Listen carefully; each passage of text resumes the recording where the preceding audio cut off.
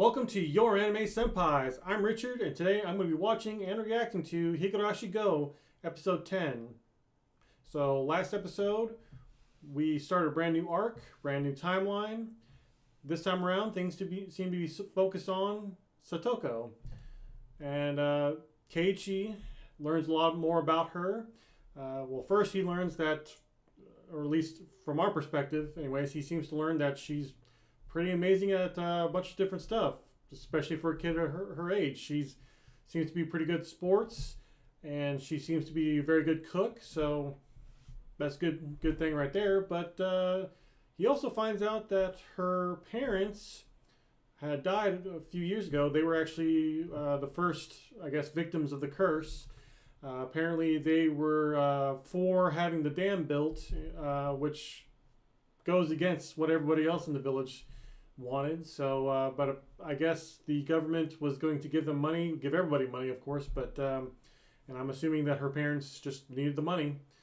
But regardless, they ended up dying, and so it was just Satoko and her brother Satoshi for a little while. But then a year before these events happened, he ended up disappearing. So it ended up being Satoko by herself with Rika. So those two pretty much living together. Because Rika, I think her parents had also died not too long ago. But yeah, so she's had a pretty rough life, needless to say. But this time around, her and Keiichi, I mean, they still have their, I guess they like to, mess around with each other a lot, like make jokes and everything. But at the same time, they seem to develop a very brother-sister type of relationship, and because I think Keiichi is the only child, so it kind of works out pretty well for them. But, as happy as that is, of course, there was a little bit of, as per Higurashi, there is, of course, the darker side, which is at the very end of the episode, we see Satoko and what seems to be her uncle about ready to enter into a building, so looks very suspicious. But because especially we see that Satoko is she's not really too thrilled about doing this, whatever it is. At the very least, not very thrilled about her uncle, needless to say. So I guess we'll see what happens this episode, so let's get started.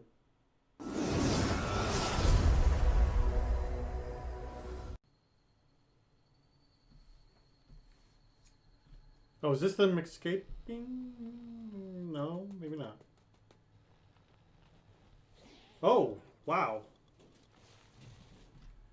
Okay, Keiichi, what are you doing? Oh. Oh, wow. Okay.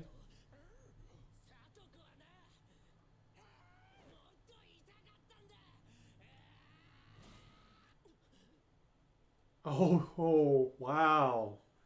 Wow. So he's getting a premonition. June 13th.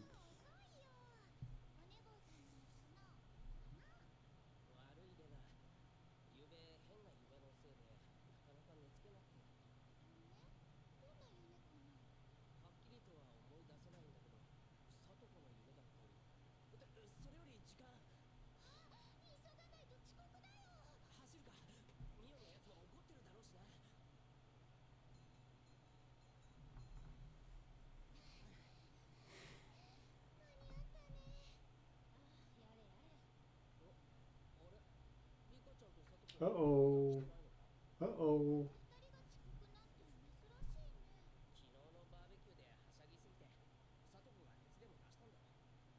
Yeah, I'm sure that's it.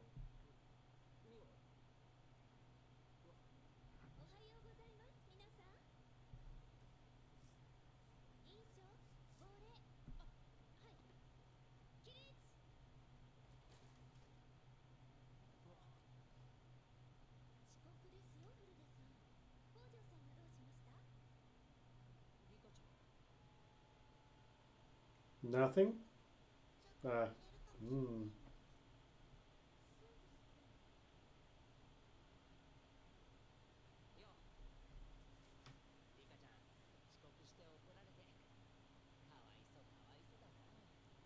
Usually it's the other way around. Oh.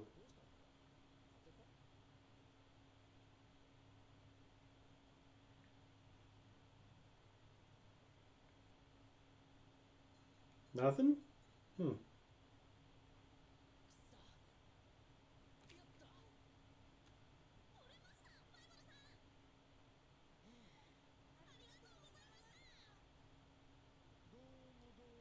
Oh no.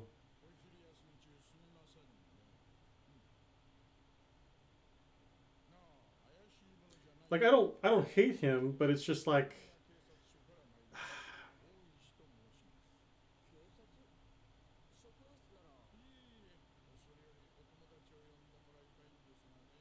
wait, not him?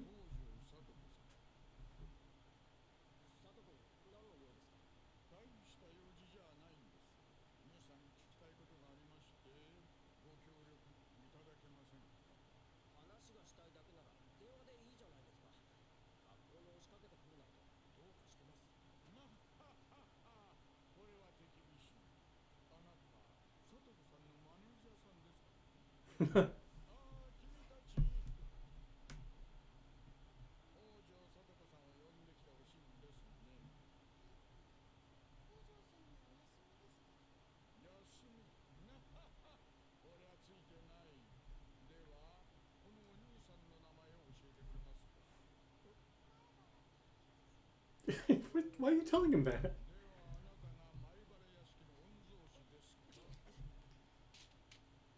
Bro, calm down.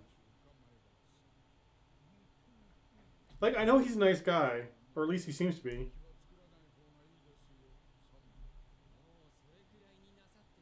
Ooh.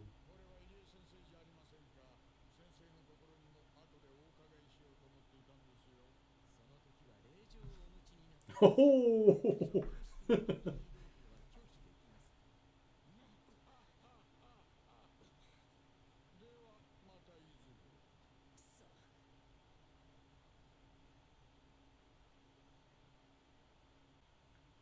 Get rid of the uncle. Like,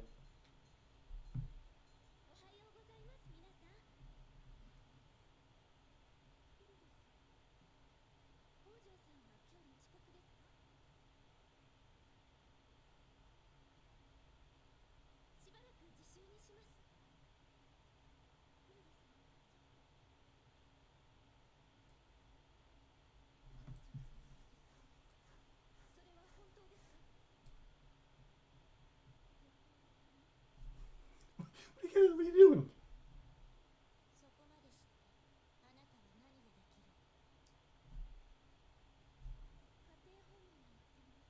That's not gonna do anything.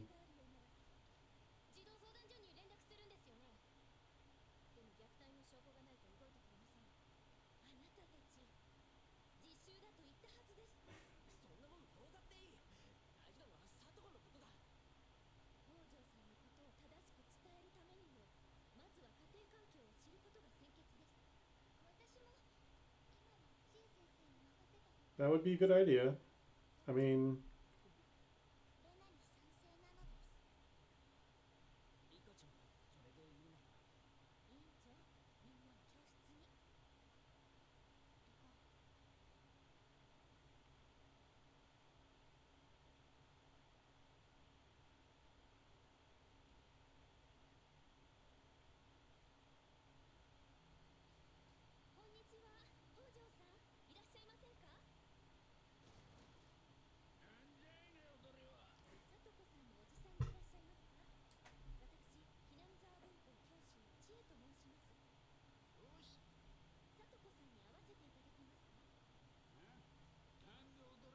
because she wasn't at school.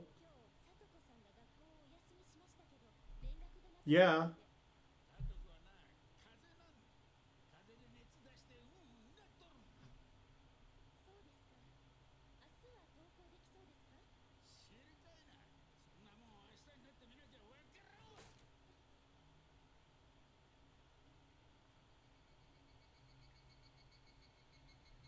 Hmm.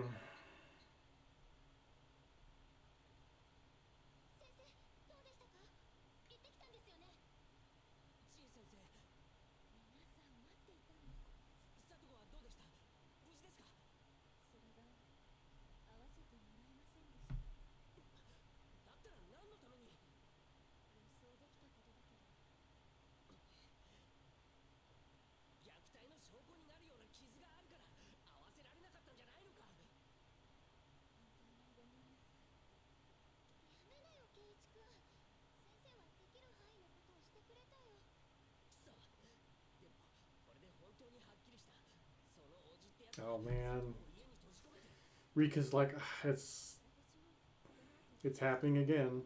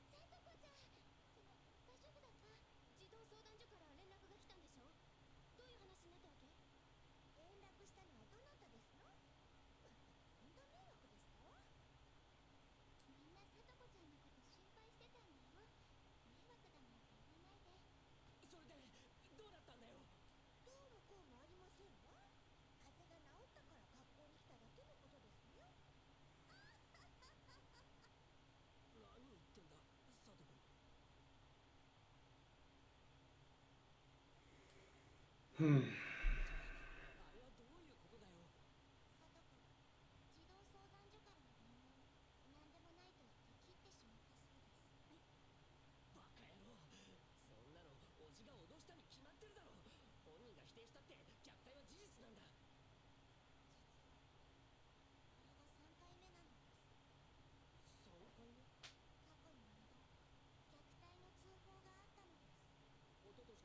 Yeah, you would think that they would investigate it more if people keep reporting about it.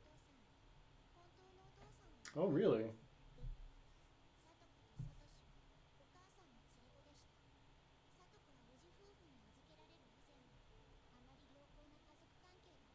Really?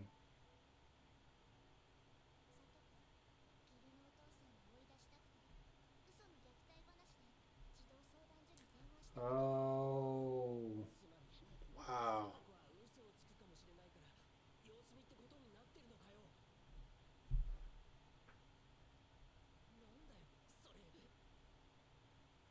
Yeah, but that's kind of the situation she finds herself in.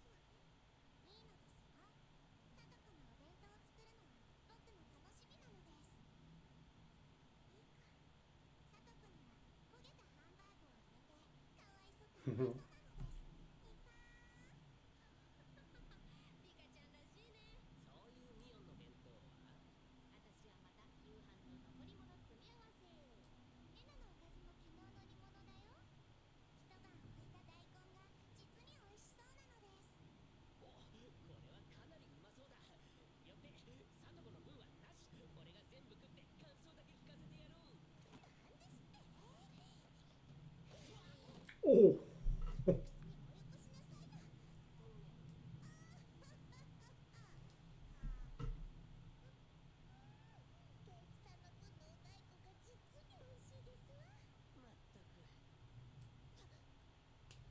Oh.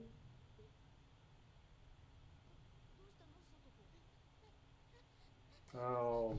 Oh no. The cracks.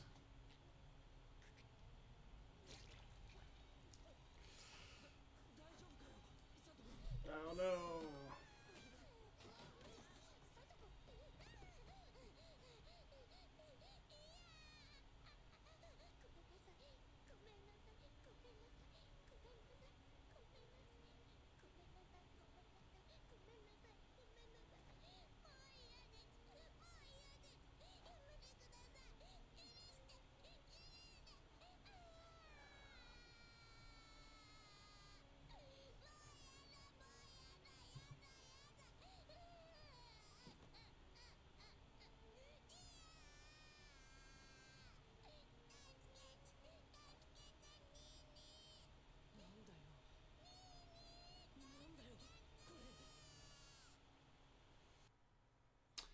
So yeah, definitely a rough episode for sure. I mean, it wasn't so much with the violence per se.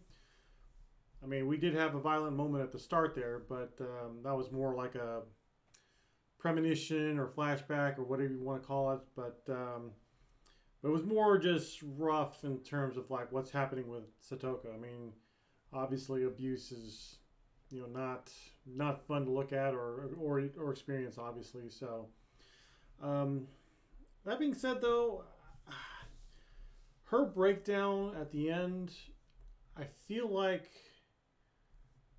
it didn't have quite the impact I think that they were going for. Um, Visually, it was fine, but I think that the voice actress, I don't know if she was just purposely doing that for story reasons, or if maybe she's just hasn't played this character in a while or something along those lines. But it felt a little bit too over the top. I can't really explain it. It's just I don't know. It felt kind of fake and just I don't know. It wasn't. It didn't have that that punch to it. Like I mean, she was screaming, she was crying, but I don't know. It was lacking something, and I just while I pitied the character, I didn't get that overwhelming feeling of like, oh, I feel so bad for her and all that stuff. I mean, again, I did feel bad for her, but it's just I think that they wanted me to be like on the verge of tears, for her. It's like, man, I got somebody's got to protect her, and I do have those feelings, but it's just not quite as intense as I think it should be. Maybe it's me. I don't know. Let me know down in the comments below. But yeah, I didn't get that feeling, So, yeah, we'll see. Maybe again, this could be just part of the story. Maybe she is actually faking it. I mean, it didn't look like it, at least in the flashbacks where it showed her brother like all covered up in bruises, but we don't know the full story too. I mean, we think we do, but maybe we don't. So we'll see. But on from that, Oishi, the detective, he also kind of feels a little bit off to me too. Not so much in voice acting or whatever, but just his behavior. Like last couple arcs for this series, he seemed genuinely wanting to help, and maybe he still does, but with him like kind of death gripping Keiichi there, it was just like, okay, I mean, don't hurt the poor kid, come on. You're a policeman, you're not supposed to be like trying. I mean, unless he's just thinking Keiichi's also hiding something, which I guess he kind of was, because if you're just some random stranger just kind of walks up to you and is like, hey, tell me where your friend's at, you're not going to be like, oh yeah, over here. Although I guess if you will do that if you're just some random kids, just no name kids just kind of walking by, which I thought was kind of strange. But I mean, I guess they are taught to obey their elders. So, but Keiichi, to his credit, was good enough to kind of pick up like, okay, this is a very suspicious person. Why should I be telling him, where my friend is at, So, but he did seem a little off this time around. I don't know. Again, it could just be me. And the last person I want to kind of touch up on is Rika. So I know I've been saying this a lot throughout the series, but again, I'm kind of surprised Rika's kind of taking a back seat a little bit, and maybe that's what she's supposed to be doing. But like in the previous arcs, and even a little bit in the first part of this arc too, she's been trying to guide Keiichi to certain paths, which just so happens to be ending up in disaster. Unfortunately, probably just because the fact that Keiichi's just not the brightest bulb in the pack, but whatever. But she rather, she's like I get the feeling that she's wanting to do something, but for whatever reasons she can't. To help out Satoko. But yeah, and in fact, actually, she kind of got into serious mode there with her teachers. Like, what can you do? To help out to help out my friend. But she ended up getting interrupted by the rest of the gang. So, but and that is kind of a unfortunate situation too with the child services, because I don't know anything about that whole process, but when you've already got this one kid who has already made accusations on one adult, is now already making accusations of another adult, it's like, what do you do? If you put yourself in their situation, it's like, yeah, I can definitely see why they would think that maybe she's kind of just making this all up, or maybe lying, or whatever. I mean, the whole boy who cried wolf scenario, right? So, and if she's saying that, yeah, oh yeah, I'm totally fine, I can see why they would be hesitant to do something, unless of course there's obvious evidence. Of course, you got to think too, this is back in 1980, so you didn't have the smartphones or anything like that. You didn't have ways of recording. I mean, I guess they did have ways of recording, but nothing as easy as like cell phones like what we have now. So, and truthfully too, even if they did have that back then, could they afford it? Probably not, because the uncle and the aunt did actually spend all their money, all the money that the children was supposed to have. They spend all that money. So so yeah, she is definitely in a very unfortunate situation. Although it kind of makes me wonder too. So according to this, she lied about her real dad to kind of get away from him. Can she maybe backtrack and be like, oh yeah, those things that I said, I didn't mean them, I was mistaken, or whatever. Can I go back with my real dad? Because surely that situation would be better than sticking around with this guy, with the uncle. I don't know. Maybe there's more to it than that they just didn't reveal here. Because I don't remember them talking about her real dad or anything like that in the previous series. But again, it's been so long, I've probably forgotten a lot of stuff. So no surprise there. But yeah, I think that's pretty much all I was going to talk about. Yeah, I think that's about it. So what did you guys think about this episode? And what would you do to help Satoko out? Let us know down in the comments below. And of course, if you like this reaction and like our reactions in general for this channel, please be sure to like and subscribe. And also check out the links down below. We do have links to our Patreon, where we have full episodes up for this series as well as other series as well. So with that being said, we'll see you guys next time.